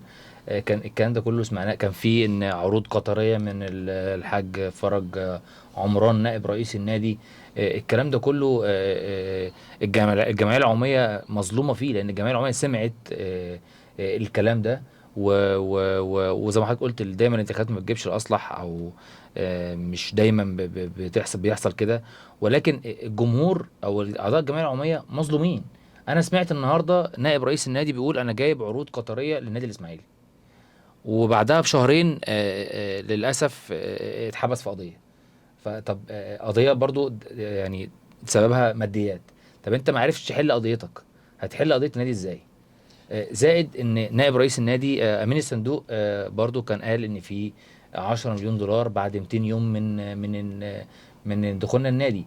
طيب ايه اللي عطلنا في الكلام ده، او ايه اللي ودانا للحاجات ديت، او ايه اللي مخلينا لحد النهارده واقفين؟ ايه السبب؟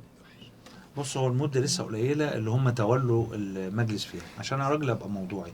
هم تولوا في 19 اغسطس 2023. تمام. يعني هم لسه الشهر القادم يكملوا سنه. المشكله ان انت دخلت النادي لقيت حظر قيد عليك. فانا عايز اقوله لك ان الوقت قليل قوي ان انت تحل مشاكل كبيره زي دي، والوقت الروتيني اللي بنواجهه مع وزاره الشباب والرياضه عشان تقدر تعمل مشاريع الاستثمار مش قبل سنتين. لا طب الناس برضو اخده مؤشرات الوقت ان مفيش حي جديد بيتعمل ان انت تخلق موارد جديده للنادي الاسماعيلي، وده حق الجمعيه العموميه تحس بالخطر، وتحس ان الناس قالت لهم كلام في البرامج انتخابيه فقط بس ما اتفعلتش على الارض، وده حقهم بالظبط. لكن في ذات الوقت تعالى نتكلم في الواقع العملي دلوقتي. الدوري تمام. هيخلص 25 يوم وهتضطر 10 هيمشوا، هتعمل ايه في ال 25 يوم؟ تقول له هات لي موارد وما تبيعش، ولا ممكن نقولها بطريقه عكسيه ان انت لو بعت هتعمل ايه بالفلوس دي؟ وهل هتبيع قد ايه عدد؟ اللي انا اعرفه ان هو اللي مطروح للبيع هو عبد الرحمن مجدي، وده كله اجمع ان هو هيتباع. يبقى اللي احنا كلنا معترضين عليه بيع مين؟ عمر الساعي. طيب هل فلوس عبد الرحمن مجدي، بيع عبد الرحمن مجدي هتغطي مديونات النادي في وقف القيد ومقدمات تعاقد ومستحقات الموسم دي نهائيا؟ ولا 5%. طيب يبقى الحل ايه؟ المركب تتعوم من النادي الاسماعيلي. هتقول لي ما الموسم الجاي هنصارع، ما باليد حيله. تمام. لكن في ذات الوقت قطاع الناشئين ثم قطاع الناشئين ثم قطاع الناشئين، اي مبالغ هيتباع بيها لاعب او اتنين، انا دايما اقول رايي لابد ان يجنب مبلغ محترم يتفتح حساب خاص لقطاع الناشئين، لان هو العصب بتاع النادي الاسماعيلي وهو اللي بيمد الفريق الاول زي ما طلع عمر الساعي وزي ما طلع عسلاني واسماء كتيره جدا. الفرج قطاع الناشئين ده المفروض ذهب ثروه النادي الاسماعيلي لو اتشال عليه من شويه تراب قطاع الناشئين بحساب خاص، بان انت تخلق انتماء للناس اللي جايه تلعب في النادي الاسماعيلي، لان سمعه النادي ما بيدفعوش، ما بيجيبوش لبس الفندق، اللعيبه الناشئين بالظبط. فيهوش اكل، كل دي سمعه مأثره على اسم الاسماعيلي. بس النادي الاسماعيلي يعني لو اشتغل سنه كمان على قطاع الناشئين وموارد كويسه او حساب خاص لقطاع الناشئين، هنلاقي النادي الاسماعيلي مش هيلجأ ان هو يشتري لعيبه كتير، بل ممكن يبيع وانت مش زعلان لانك انت عندك ما هو احتياطي استراتيجي. للاسف المجلس الحالي باع 2 من اهم لعيبه قطاع أيوة، ما أنا بقول الناشئين ما أنت بمليون دولار. ما انت فقير، بالظبط. انت فقير. تلوم انت على مجلس الاداره ان يعني هو ما خلقش موارد باع جديده، ما لعيبة سعاش لخلق أطفال. موارد. ايوه، تلوم عليه ان هو برضه انا بلوم على الاداره الحاليه ان هي المفروض يبقى فيها ادارات احترافيه بتشتغل في كل التخصصات، ما يبقاش القرار فردي. يعني يبقى في اداره قانونيه، اداره تنميه موارد، اداره تسويق، اداره تعاقدات. انت دورة ان انت تمضي لاعب لابد ان يراجع من اداره قانونيه ويراجع من اداره بالظبط. ماليه، وتشوف ميزانيتك تقدر تدفع اللي عليك، دوره عشان في الاخر العقد ما يعملكش مشكله. صح. الكلام ده مش موجود. صح. فده برضه بيلام عليه ان النادي الاسماعيلي ما يبقاش متخلص دوره ان مجلس الاداره بيجتمع ويطلع قرارات وهو اللي يفعلها. لا، ده اللي يفعلها مين؟ لجان.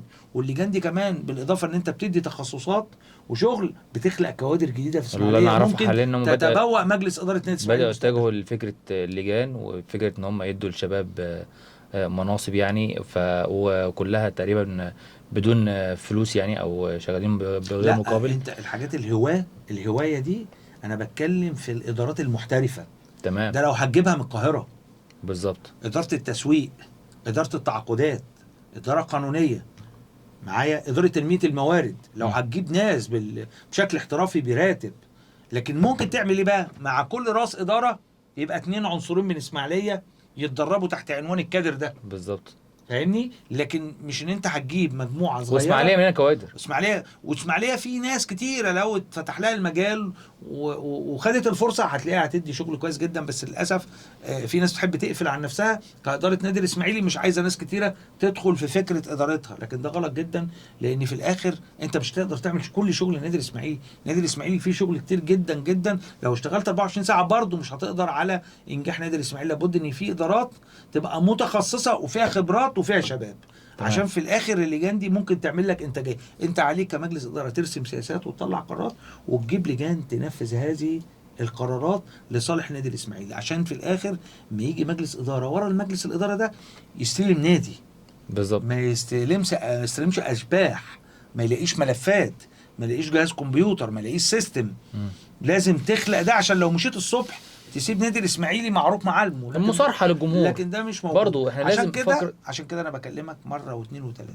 انت ما عندكش حلول خلال شهرين وفتح القيد غير ان يبقى فيه بيع. لكن في ذات الوقت انا بضغط كجمعيه عموميه اقول له لابد ان يبقى ليك دور في خلق موارد لنادي الاسماعيلي، عشان ما يفضلش الاسماعيلي يدور في البيع. كل موسم هيبيعوا مين، الاهلي هياخد مين، الزمالك هياخد مين، واحنا نفضل بس نربي لغيرنا. وبالتالي لازم وانت بتبيع عشان تحل مشكله وانت صاحب القرار سلبي او ايجابي هتتحاسب عليه. هتتحاسب عليه من الجمعيه العموميه، هتتحاسب عليه جماهيريا، دي موضوعك. لكن في الاخر ما تستسهلش البيع وانت ما بتقومش بالهوم ورك بتاع دورك واجبك. انت بتعمل ايه؟ شغال للنادي الاسماعيلي في تنميه موارد، في ادارات تسويق، اداره تعاقدات؟ لا، مش شغال. انا عشان كده المؤشر بالنسبه لي سلبي، مش متفائل. تمام. لانك انت بتعملش الشغل للمستقبل. تمام. اسهل حاجه ايه؟ يلا انا وانت نمسك النادي ونبيع ونحل المشكله. بس انا بقول لك في الواقع الحالي لو انا اللي موجود وانت ما عندناش حل. طب ليه ما طلعش غير البيع؟ ما هو الاعاره هيبقى مبلغ قليل. ما هو انت دلوقتي لو بتبيع مثلا ب 20 مليون مثلا، هتعير بكام؟ ب 2 مليون. اعمل بيهم ايه؟ اذا كان انا بقول لك عليا $1,300,000 الاثنين واقفين القيد دلوقتي، وماشي من عندك 10، 5 فنيا و5 تعاقديا. يعني انت الفرقه تعتبر هتتفضى. طب بالزبط. انا هجيب لعيبه منين؟ ما معيش فلوس اللعيبه ولا معايا فلوس افك القيد، فهرجع للقطاع. فلازم القطاع برضو يتجنب له، يتفتح له حساب خاص، له ميزانيه خاص، محدش يصرف الا على القطاع منه. لكن القطاع ده بيتصرف عليه اللي ممكن يفيض. عاجبني بصراحه تشكيل قطاع الناشئين للنادي الاسماعيلي ايا كان قطاع الناشئين. طبعا انا شايف ان في تحديث وتعديل كتير في القطاع، لكن بدون امكانيات مش هيطلع. هتفضل برضو بعد ما الموسم يخلص هتقول نتائج سيئه. سلبيات كتيره. ليه؟ لانك انت برضو بتجيب القطاع وما بتديلوش امكانيات ولا تهيئ له البيئه. زي ما قلت لك في اول كلامي، ايه اللجنه الفنيه مضت على اللعيبه وفيها لعيبه على فكره كويسه، لكن اللعيبه دي ليه ما نجحتش؟ لان ما لقيتش بيئه كويسه، ولا لقيت مستحقاتها، بتاخد شيكات بدون رصيد، ما فيش اكل في الفندق. تعمل ايه؟ انت اتاخرت هيروح يفسخ عقده ويشتكيك وياخد ضدك عقده كله. بالظبط. وبالتالي ممكن اللعيبه فنيا جت كويس لكن ما لقيتش البيئه اللي هي تقدم الكلام ده. واللعيبه الاجانب كلنا عارفين ان هي بتاخد وقت عشان تتاقلم مع الفرق المصريه، وبالتالي الناس من اول شهرين كله اما قدم شكاوى ومشي. ليه؟ لان ما لقاش مستحقات بياخدها، ولا لقى بيئه مؤاتيه ان هو مع جزء فني. لان انت المفروض وانت بتجيب اللعيبه مش المفروض بتقعد مع المدير الفني وتقول له انا بجيب فلان وفلان وفلان عشان ما اجيبهمش تقعدهم احتياطي؟ هو في اجنبي يجابه ويتحط احتياطي؟ بتدفع له بالدولار وتقعده احتياطي. عشان كده المفروض لما بتيجي ترسم سياسه موسم جديد بتجيب لجنه فنيه، بتجيب المدير الفني، بتجيب الاداره بقى قانونيا وماليا وقرارات عشان يحصل هارموني. بالتالي لما تطلع قرارات الكل موافق عليه. بالظبط. انا ناقص لي نواقص ايه في مراكز ايه، انا عايز اللاعب ده وعايز اللاعب ده. بالظبط. فلما تيجي انت خلاص ما تجيش بقى تقعد اللعيبه احتياطي، فاللعيبه ما بتاخدش فلوس ولا بتلعب، هتسيبك وتمشي وتفسخ العقد. عشان كده لازم الاختبار النهائي للمجلس ده هي فترة الانتقالات الصيفية بس القادمة. يبقى المجلس الحالي نوجه له كلمة قولا واحدا زي ما قال الأستاذ مستشار نادي حجاج، إن لازم المجلس الحالي يساند المستشار نادي حجاج في قضية المهندس يحيى الكومي. برضه هتساندنا في يمكن نطلع بفلوس تفك المشاكل اللي علينا بجانب بيع عبد الرحمن مجدي اللي صرحوا عليه. فلازم نتجه للقصه دي ومش مش اتجاه لين زي ما هم عملوا في شهر واحد ولحد النهارده ما فيش اي جديد. لازم اتجاه جامد واتجاه قوي عشان نقدر نرجع بنادينا ونحل مشاكلنا. هنقفل قصه نادينا الحبيب النادي الاسماعيلي، وهندخل في حاجه صغيره كده برضو في المقص. تصريح سمعته ليك من كام يوم عجبني جدا، ان الثوره قامت في مصر بس ما قامتش في الرياضه. بمناسبه موضوع الله يرحمه كابتن احمد رفعت. حضرتك راي حضرتك ايه في موضوع وفاه احمد رفعت ولجنه تقصي الحقائق اللي عينتها الشباب والرياضه؟ حضرتك شايف اللي حصل ده يعني يعدي ازاي؟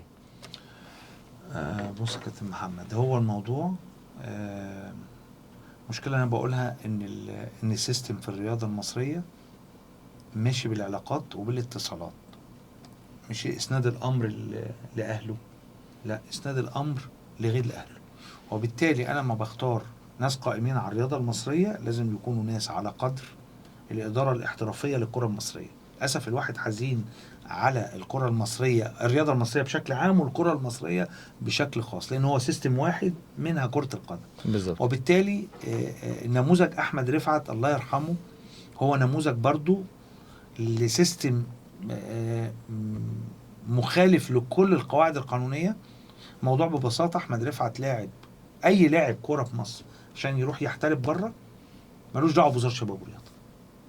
الراجل بيشوف تصريح سفر، موقفه من التجنيد بيسافر. تمام. الواقعة بتاعتنا فيها لفة. اللاعب ده مسافر مع نادي فيوتشر ليبيريا، عندهم بطولة، ده الوحيد اللي تلجأ للوزارة، بتبقى مهمات وطنية بيطلع لها قرار وزاري. تمام. للفريق كله بجوازات سفره بيطلع له جواز سفر، بيطلع له قرار وزاري. تمام. يجي الإداري بتاع أي نادي ياخد تصريح السفر ده ويطلع على التجنيد، ياخد تصريح ده بيطلع له قرار وزاري بعد موافقة اللجنة الأولمبية. دي الدورة. تمام. دي للبعثات، زي بعثة مصر في الأولمبياد دلوقتي في باريس، سافرت ازاي؟ بيطلع لها قرار وزاري وموافقة لجنة أولمبية، موقف من التجنيد، بيطلعوا بقى بقرار بمدة معينة. تمام. انت هتطلع من 1/1/2024 مدة الماتش تقريبا 31 واحد، طالع شهر. انا بكلمك بشكل عام في الجنرال. الماتش طالع هنا انت رايح يوم ماتش كذا، هترجع بعدها ب 48 ساعة، بيطلع لك اسبوع تصريح. تمام. ده اللي حصل. بس احمد رفعت كان متعاقد مع نادي الوحدة وعنده مشكلة في التجنيد، وقام طالع معاهم ومشي من غانا، من بره. عملوا ايه بقى عشان يعرفوا يطلعوه كده؟ ودي مخالفة للقانون. المفروض الولد ده الله يرحمه يرجع تاني مصر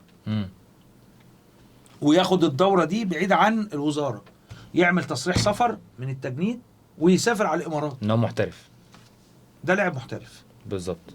لكن هم عشان عارفين ان القوات المسلحه هترفض، عشان اللي انا باكده لك وناس كتيره وحتى محاميه قال لك ان التصريح اللي طلع من تصريح رقم 2 بقى، قرار الوزير رقم 2 طالع من الوزاره معايشه. واحد عنده 29 سنه يطلع معايشه؟ هم شافوا في الكوره. فهم عملوها عشان يبقى في مستند يطلع من مطار غانا.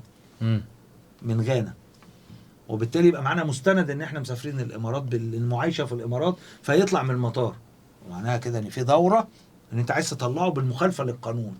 بالظبط. وبالتالي لما انا سمعت ان وزاره الشباب والرياضه شكلت لجنه عشان تحقق في الموضوع، انا قلت ان المفروض مجلس الوزراء يشكل لجنه يحقق مع وزاره الشباب والرياضه. تمام. لان وزاره الشباب والرياضه وهي بتعمل تقريرها مش هتدين نفسها، لان قرار المعايشه ده مخالف. مفيش حاجه اسمها وزاره بتطلع للاعب قرار معايشه. بالظبط. ده راجل لاعب محترف ومصر كلها عارفه ان هو لاعب محترف، فطلع الامارات، فانت عملت ورق يساعده على السفر، فانت مساهم في المخالفه القانونيه، فلا بد انت اللي تحاسب. طب انت هتحاسب نفسك؟ لا للاسف. فانا قلت ساعتها ان مجلس الوزراء المفروض يشكل لجنه تقصي حقائق وتحقيق، من ضمنها يحقق مع بتوع الوزاره اللي طلعوا القرار. تمام. لكن للاسف الولد سافر، وحصل وحاولوا يجيبوا موافقه على قرار المعايشه، قرار الوزير للمعايشه من القوات المسلحه، رفضت.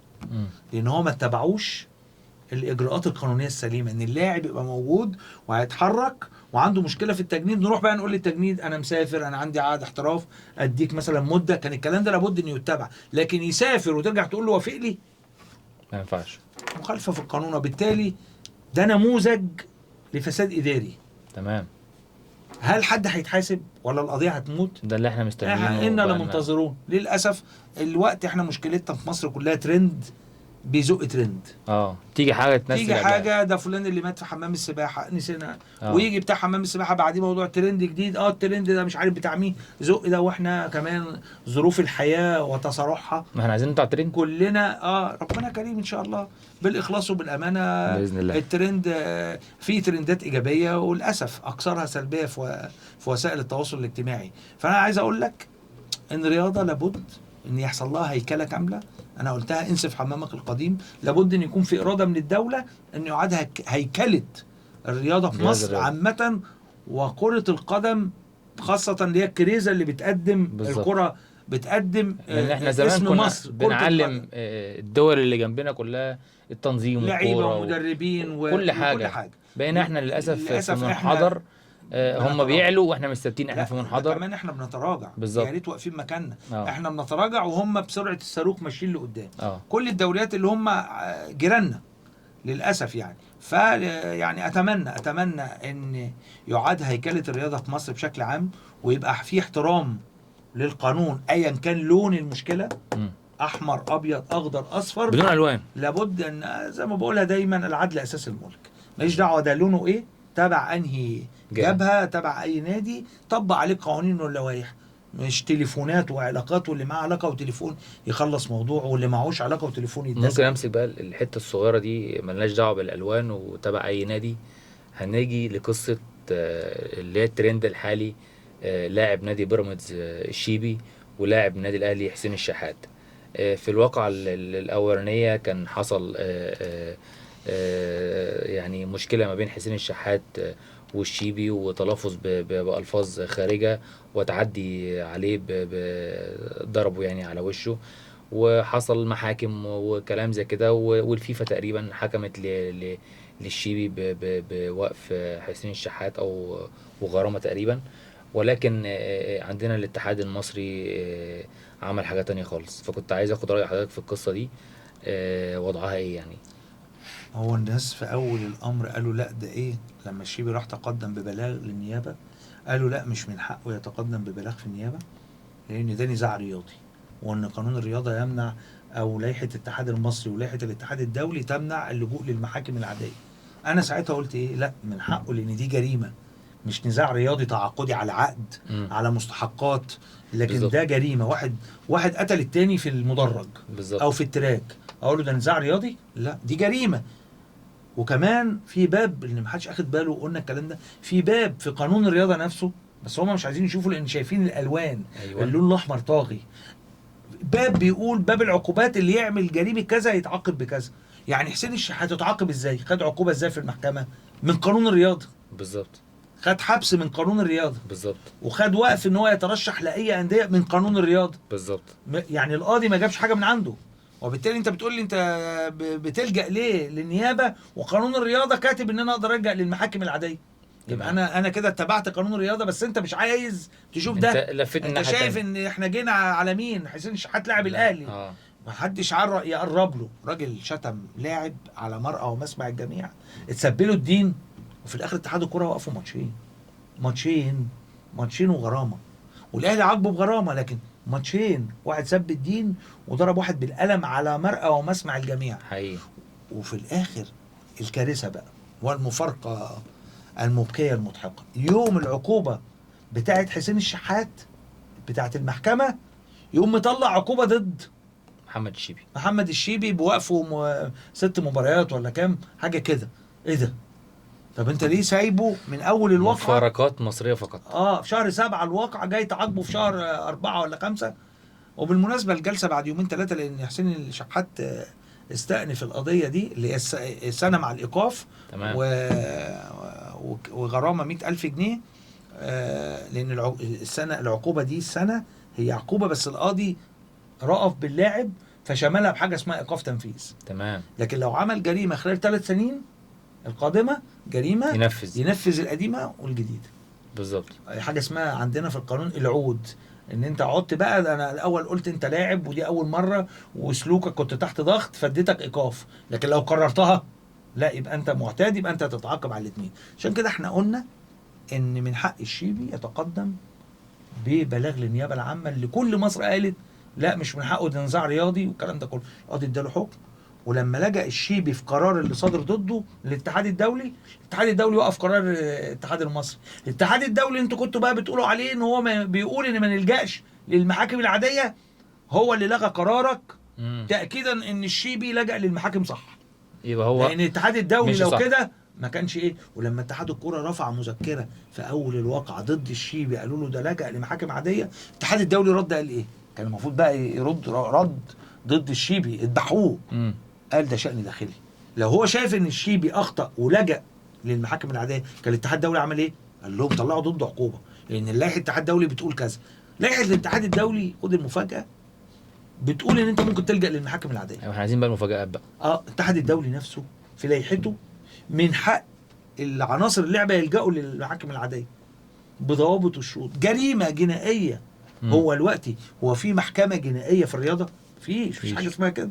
انا دلوقتي عملت جريمه ايا كان نوعها، ضرب، تعدي، سب، قذف، الكلام ده كله، الجا لمين؟ مفيش محاكم جنائيه رياضيه. تلجا للنيابه. واحد حكم طلع ام واحد مدرب زقه ام واقع اتكسر اغمى عليه مات، زي ما حصل قبل كده على ما اعلم. كابتن احمد حسام ميدو كان تدخل عنيف على لاعب نادي الاعلاميين وخد حكم ضده تقريبا. كان زمان ايام كان معسكر منتخب مصر تقريبا، ودخل تدخل عنيف على اللاعب وعمل له اصابه كبيره يعني ورفع عليه ممكن تبقى تعدي لما بتقدر تثبتها كجريمه، ممكن تاخد عقوبه وممكن تاخد براءه برضه. المهم اللجوء للمكان صح ولا غلط؟ لا صح بالظبط. لكن للاسف فكره اداره الرياضه بالالوان هي دي اللي موديانا في داهيه. ده اللي هنرجع له دلوقتي معاك يا استاذ نهاد. اتحاد الكوره ولوائح اتحاد الكوره ونظام الدوري المصري وعدم انتظام الجدول المصري، رغم ان عندنا في دول اخرى جنبنا فيها مشاكل اصلا، ولكن الجدول عندهم منتظم. و يعني ما فيش كم المشاكل اللي بيحصل عندنا وكم النزاعات الماديه والنزاعات اللي في المحاكم، واحنا برضو ما زلنا بنتاخر. لان ببساطه شديده لوائح بتتحط بتتنافس على الكبير زي الصغير. انت عندك قرعه الدوري نزلت والجدول نزل بتاع الدوري السعودي، واحنا لسه بنلعب الدوري بتاعنا للاسف. الدوري بتاعنا الاهلي متاجل له، كان متاجل له فوق ال 14 ماتش ولكن ليه 8. وفي فرق لو انت لعبتها في وقتها ما كانتش بتهبط، كانت هتلعب معاك كويس. انت بتلعبها وهي هابطه، يبقى فين الفير بلاي؟ فين الفير بلاي وفين العدل في فكره اداره المسابقه؟ لا بيفضل لا عشان بيلعب باسم مصر. ما كل العالم بينزل جدول وبيحترمه. ممكن يحصل استثناء مره او 2 في حاجه طارئه، ظروف قهريه، عواصف، امطار، ممكن يحصل ماتش. طب مش اي حد بيعرف لكن- يجيب لوائح الدوري ده، اللي انا اعرفه ان مش موجوده حتى على لا على لا البيج ولا- الرسميه ده بتاعت انت لو دخلت على الموقع الرسمي للاتحاد السعودي دلوقتي، لو في قرار طالع النهارده هتقدر تشوفه النهارده. تعال خش على لوائح الاتحاد المصري كرة القدم في الموقع بتاعها، ولا تلاقي لوائح، وتلاقي اللائحه لو لقيت حاجه هتلاقي معمول لها تحديث وانت ما تعرفوش. صفحه الاتحاد المصري النهارده مصيبه، منزله ماتش منتخب مصر الاولمبي ان النتيجه 1-1 والماتش اصلا منتهي 0-0. التعادل الايجابي 1-1 التعادل الإيجابي نزلت على الصفحه الرسميه بتويتر، وبعديها بحوالي دقيقتين عدلوها عدلوا. تعادل ايجابي. يعني بالظبط. مين اللي كاتب ده وكان بيتفرج على ماتش مين ما تعرفش. مم. فمأساة مأساة في كل حاجة في إدارة الكرة المصرية. وبالتالي لو فضلنا على النهج ده ونختار بطريقة المجاملات، لو يعني أنا زمان في ثقافة موجودة، زمان لما الخطيب اعتزل وفاروق جعفر اعتزل، الاختيارات حتى الآن بالثقافة دي، أنا هجيب الخطيب مدير فني، يبقى لازم أجيب الزمالك مدرب عام. طب أنا هجيب الزمالك مدير فني، يبقى أنا لازم أجيب الأهلي مدرب عام عشان أعمل توازن بين الاثنين. بالظبط. طب وممكن يكون حد في الاتحاد السكندري، في المنصورة، في المحلة، في دمياط، صح. أهلي كفاءة أحسن منك، بس أنت عشان اسمك كبير. ما ده اللي حصل جابوا مع مرة كابتن جابوا إيهاب مرة جلال في منتخب مصر. جابوا مرة مين؟ الخطيب وفاروق جعفر في المنتخب. ما كملناش شهر اتخانقوا. مين اللي ايه؟ انت حطيت رئيسين في مركب، واحد ابيض وواحد احمر. وبالتالي نفس الثقافة دي موجودة حتى الآن في اختيارات أي حاجة. مين تبع مين؟ طب مين هيزعل؟ طب مين لو أنا جبته ده لازم أعوضه بواحد لونه العكسي عشان ما يزعلوش. بالظبط. طب الجواب ده تبع الأهلي، لا استنى يا عم جماهيره تشتمنا. يعني لازم تنزل بقواعد مجردة في اللائحة، طبق اللائحة على أي لون، لا تطبيق اللائحة على الهوا حسب جاي الأحمر اركن يا عم جماهيره، حسب الطيار العالي. الزمالك المستشار مرتضى هيعمل زي اللي اركنه حصل شوية. مع لا الإسماعيلي يدوس عليه. بتعيين الكابتن ايهاب جلال مدير فني منتخب مصر، ما كملش شهرين تقريبا. ده أقلوها في الطيارة. اقلوه هو في الطياره ده لحد النهارده تقريبا ما خدش وليه مستحقاته مستحقاته. اللي أنا انا بقول ده لك، كل المدربين تقريبا الحاليه ما خدتش مستحقاتها. طول ما انت بتدير الرياضه والكوره خاصه، ده في مشكله كبيره جدا. بالالوان انسى. ما فيش اصلاح لحال الرياضه المصريه وعامه والكره المصريه، فما فيش امل ومش شايف بوادر ان هيحصل اصلاح. مش شايف. يعني المفروض دلوقتي الدوري هيخلص، هتبقى في رابطه انديه هتشكل جديده. مش شايف اي بوادر لتعديل لوائح، وشكلنا هنقوم على مصيبة تانية ونرجع نقول ايه يا جماعة لازم نصلح الحال، وهنفضل نمشي موسم ورا موسم لان مفيش ارادة حقيقية لاصلاح المنظومة دي. قانونيا بالنسبة للكابتن عمر كمال عبد الفتاح لاعب نادي فيوتشر السابق والاهلي الحالي، كان لعب بالاسبوع السابع من الدوري، بما ان كنا بنتكلم على عدم انتظام جدول الدوري، لعب الاسبوع السابع من الدوري مع نادي فيوتشر، واول ما انتقل للنادي الاهلي لعب الاسبوع السابع برضه مع النادي الاهلي. قانونيا دي فيها مخالفه؟ من حقه. اللائحه بتقول ان هو من حقه يلعب في يمضي في 3 انديه بالموافقه، طبعا بموافقه انديتهم، لكن مش من حقه يلعب في اكثر من ناديين. تمام. هو لعب في ناديين، يعني مش من حقه. لو لعب بقى مع نادي ثالث دي المشكله، لكن مش قضيه ان هو لعب الاسبوع ده من الدوري مع الفرقتين. لا خالص. تمام. هو من حق اللاعب، ما هو ما يحصل، ما انت ممكن في اي فرقه تنتقل في يناير لنادي تاني والنادي ده يكون لسه ما لعبش فيلعب قدامه عادي خالص. اللائحه واضحه في دي، ان انت ممكن تنتقل 3 انتقالات في الموسم. انت ممكن تروح لنادي تاني يكون انتقالاته مختلفه عن مصر، فممكن تروح في 3 انديه، لكن تلعب في كام نادي؟ تلعب كوره، تلعب وتمثل النادي في ناديين في الموسم. تمام. وبالتالي هو ما تجاوزش الناديين. هو كان فين الاول؟ كان في فيوتشر وبعدين راح النادي الاهلي. لا عادي خالص. تمام. ما فيهاش اي مشكله قانونيه. نخرج من قصه اتحاد الكوره، واخيرا هنرجع بقى حضرتك طبعا نائب رئيس نادي لافيينا، هنرجع لدوري المحترفين. نادي لافيينا خطته الاستثماريه القادمه ايه؟ احنا نعرف ان الحاج محمود الاسيوطي عنده خطه استثماريه، ان هو عايز يصعد بالفرقه تاني كدوري ممتاز. السنه اللي فاتت تقريبا على اخر اسبوع او اخر اسبوعين كان في جدال كبير مع بقيه الفرق وحافز كبير من الحاج محمود الاسيوطي. فعايزين نعرف الخطه الاستثماريه القادمه والشغل اللي هيتم الفتره اللي جايه يعني. هو نادي لافيينا هو نادي وليد. بعد ما بعنا نادي الاسيوطي اسسنا النادي ده في سنه 2020. صعدنا من القسم الثالث للثاني، القسم الرابع للثالث للثاني ورا بعض. جينا السنه الموسم الحالي لا اللي قبليه كنا بيننا وبين الصعود نقطه مع الجونه، اللي هو موسم 22 23. تمام. جينا في موسم 23 24 عملوا حاجه غريبه جدا. كانت هي ساعتها قوائم يعني في قائمه الصعيد ايوه. دي مجموعه الصعيد، مجموعه بحري، مجموعه القناه والقاهره. دول لما 3 مجموعات بياخدوا اول كل مجموعه للدوري الممتاز. جم الفوا تاليفه كده اسمها دوري المحترفين، وقالوا هنعمل 20 فرقه، هناخد اول 6 من كل مجموعه 18 و2 يتعمل لهم زي دوره مجمعه من 3 يبقوا 2 يعملوا 20. دخلنا فوجئنا ان هم عاملين نظام غريب جدا. ده من ضمن برضو امتدادا للمهازل في الكره المصريه. وقالوا احنا هنجيب رعاه. طب انت هتخلينا اسافر، انت في اسماعيليه هتسافر اسوان تلاعب اسوان. تمام. دي كده عايزه ميزانيه لوحدها. بالظبط. انت تسافر طياره معاك 25 تروح تكون في فندق وتلعب في اسوان وترجع. تمام. طب يا جماعه قالوا لا هنجيب موارد وفي شركه راعيه وما تقلقوش والكلام ده كله. ولا لقينا شركه راعيه ولا اي حاجه جابت 100 جنيه لاي نادي من المحترفين. وقاموا مؤلفين تأليفه تانية. قال لك احنا هنقسم، هنلعب الدوري ده الدور الاول، ناخد ال10 الاوائل ينافسوا على الصعود. تمام. وناخد ال10 الاواخر منافسه على الهبوط. فاحنا هنلعب في الدور الثاني 9 مباريات، وكنا لاعبين في الدور الاول كام ماتش؟ كان 18 ماتش 19 ماتش، يبقى تلعب 28 ماتش. تمام. طيب والهبوط 6 من ال10 الاواخر يهبط 6 و4 يكملوا في دوري المحترفين. وكده كده من القسم اللي تحتينا بقى هيصعد 6 يكملوا ال20 تاني بدل بالظبط.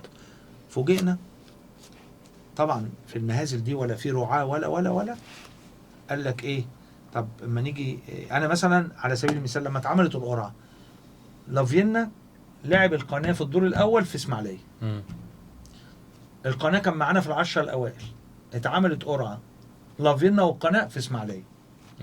يعني لعبت الماتشين بتوعك بره بلد. المحله تمام. اللي صعدت اهي. الماتش الاولاني في الدور الاول لافيينا في المحله. الدور الثاني القرعه لافيينا في المحله. ده في بقى ده فين بقى فين التكافؤ، مبدأ تكافؤ الفرص. ما زي ما بيحصل في الدوري مع الاسماعيلي. تاني نقطة بقى والاهلي. طب تعالى بقى جينا ندرس كده. لو كانت هتبقى فضيحة بقى لو انا والمحلة بننافس وقد بعض في النقط. الترتيب في الصعود في اللائحة المواجهات المباشرة. تمام. طب انا اخد حقي ازاي؟ انا بقى المواجهات المباشرة الماتشين في المحلة. احسب انهي مواجهة بتاعتي واحسن مواجهه ده كانت تبقى مصيبه، كانت هتبقى فضيحه لو جت لطشت ان انا وانت قد بعض في النقط لافيينا والمحله. وكانت وارد. احنا كنا بيننا وبين الصعود بنلعب ماتش المحله وعندنا ماتش اخير مع طنطا. لو كنا كسبنا المحله كنا صعدنا وحطينا جون في اول 10 دقائق واتغلبنا 2-1. جماهير طبعا وضغط الولاد ما فيش خبرات الجماهير. اتغلبنا 2-1. تصور انا لو كنت كسبت وبقيت قده في النقط. وجينا بقى في الصعود اول حاجه موجوده في اللائحه المواجهات المباشره. طيب انا قد بعض، انت كسباني وانا كسبانك. طب احنا الاثنين كسبانين لو احنا ملعب مختلف. طب انا في الحاله دي احسبها ازاي؟ ده من ضمن كوارث تهريج اللوائح. كوارث. كويس. وتطبق على الهوا.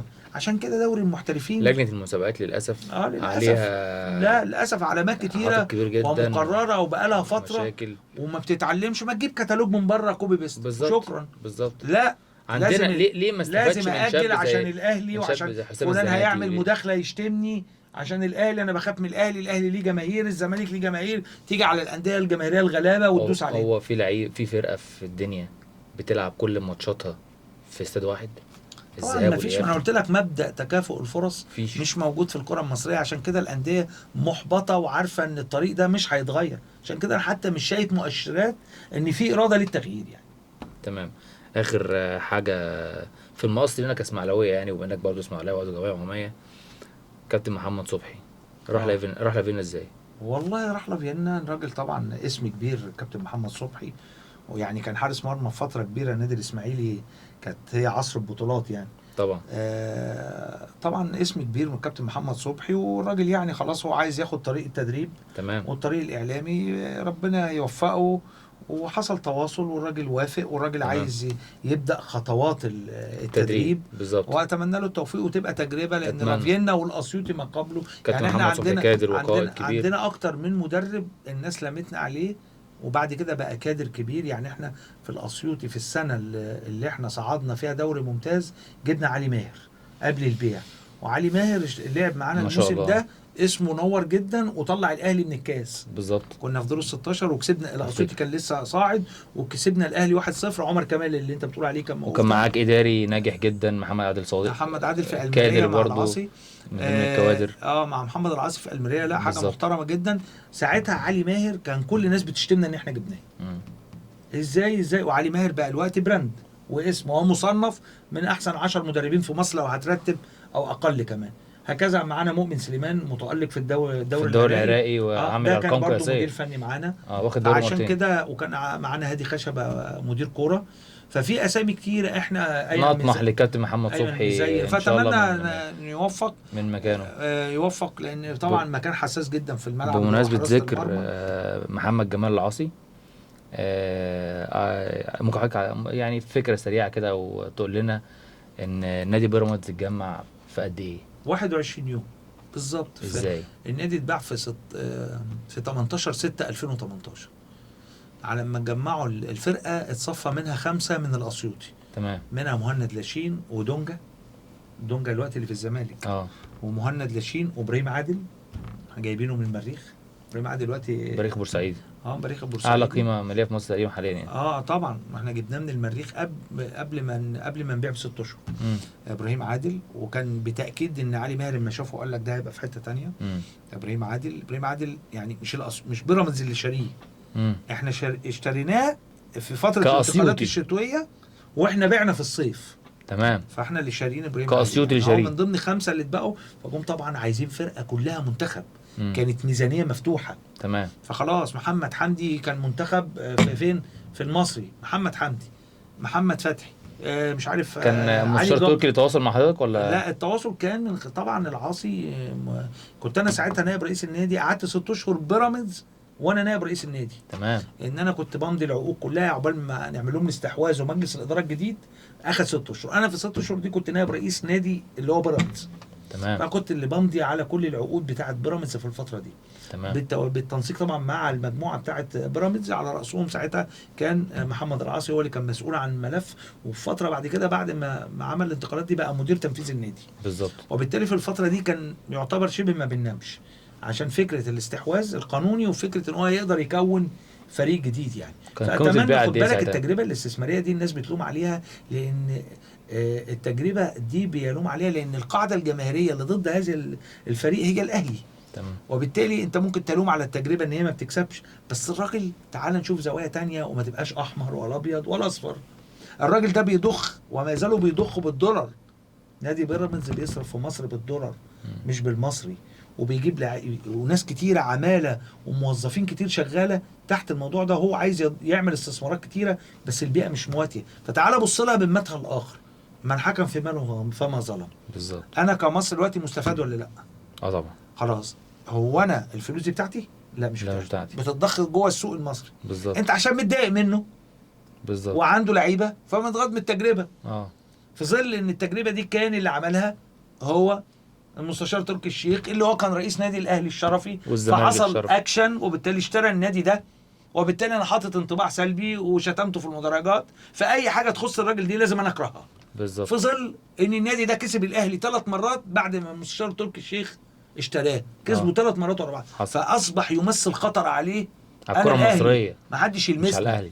فاهمني؟ فالانطباع ده دايم عليهم ان كل الناس في قاعده الجماهير كلها الاهلي كارهه مين؟ تركي الشيخ وبيراميدز. وتجربه سلبيه. والاعلاميين بيقولوا الاعلاميين الاهلاويه اللي هم اكتر اعلاميين في اللي هم ساعتها كلهم راحوا قناه بيراميدز. لكن انت بص لها بزاويه اخرى، انت مالك؟ هو راجل ضخ فلوس واشترى نادي بشكل قانوني، انت تلوم عليه ليه؟ تقول له تجربه استثماريه ولا دي فلوسك؟ ما هو بيضخ الفلوس، هل بيروح يصرفها في بلد تانية ولا بيصرفها في مصر؟ بالظبط. بيصرفها في اطار شرعي. انا كبلد مستفاد، كدوله مستفاده في اطار شرعي. هل هو بيخالف القانون وهو بيصرف؟ لا. خلاص، عنده حسابات بنكيه واضحه، بيدفع ضرائب للبلد، تبقى التجربه فاشله بالنسبه له، هو يقيمها يقول انا فاشل مش هصرف تاني، انا ما بنجحش. بالعكس النادي في 4 سنين تاني دوري ونهائي افريقيا، ونهائي افريقيا. لا ايا كان خليه هو بيخسر، انت عشان متضايق. انت متضايق ليه؟ عشان هو اللي بيمثل خطر عليك، صح. ان هو كل ما هيشتري لعيبه هو اللي هيفضل ممكن يعكنن عليك. حتى استغربت جدا من اراء اسماعيلاويه كتير هم عارفين مين دمر نادي الاسماعيلي، ومستغرب ان هم بيقول لك لا مش عايزين بيراميدز ياخد البطوله دي عشان ما يبقاش زينا. لا بالعكس، لا ده انتوا عايزين تروحوا لطبيب نفسي عادي خالص. احنا عايزين الدوري يلف وياخدوا ناس كتيره. انا اعلى نادي الاسماعيلي، انا مش عارف دوري بعد اوصله، الاهلي والزمالك. انا مش عارف اوصله دلوقتي. انا اعلى فرقه اخده دوري بعد الاهلي والزمالك، صح. 3 بطولات. ايه المشكله ان بيراميدز ياخد مره بطوله وننافس والكلام ده كله؟ انت عشان مش قادر مجلس ادارتك يجيب لعيبه وفاشل اداريا فبتصب جام غضبك على اللي بيصرف من جيبه الخاص. انت مالك ما بيصرف؟ هو انت انديه شركات بيقول لك جت على الانديه الجماهيريه، ده مش دورك. دورك مع مجلس ادارتك وجمعيتك العموميه ان هو يقلب الموضوع لشركات والاستثمار ويشتغل بره الصندوق. صح. فانت عشان فاشل بتبص للي بيصرف من جيبه وتقول له انت فاشل وانت اللي دمرت الكره المصريه. صح. لا ما هو ما دمرش الكره المصريه، هو بيضخ وبيصرف، بيخسر لنفسه بيكسب لنفسه. لكن لو لقينا بقى ماتش زي بيراميدز الاخير ده ويبقى فيه 3-4 فرق زي ماتش الاسماعيلي والاهلي كده 4-4 لما خدنا الدوري، صح. لما المباريات تبقى كده الدوري ده هيبقى منتج جبار وصناعه كبرى تجيب فلوس كتيره. لكن للاسف كل سنه نأجل كل المباريات للأهلي، ياخد الدوري وياخد الكاس وياخد كاس افريقيا. ده في اوروبا بسبب ضغط البطولات اللي هم بيلعبوا 6 بطولات كله كل فريق جدول بينزل بقوا بيلعبوا فريق الف وبيبقى جاي الناس اللي بتلعب في اتفق الاول انت بتدخل لك بيعمل قايمه روتيشن. اعمل ايه؟ القايمه 30 خليها 35 و5 تحت السن، معاك 40 واحد بالظبط. العب بقى. وعلى فكره هتبقى ميزه ليه؟ ان اللعيبه لما انت بتلعب في بطولات هتطلع لعيبه صغيره لقطاع الناشئين. بالظبط. وقطاع الناشئين يعني مردودها على المنتخب، او المنتخب اتعادل مع فرقه مش معروفه النهارده.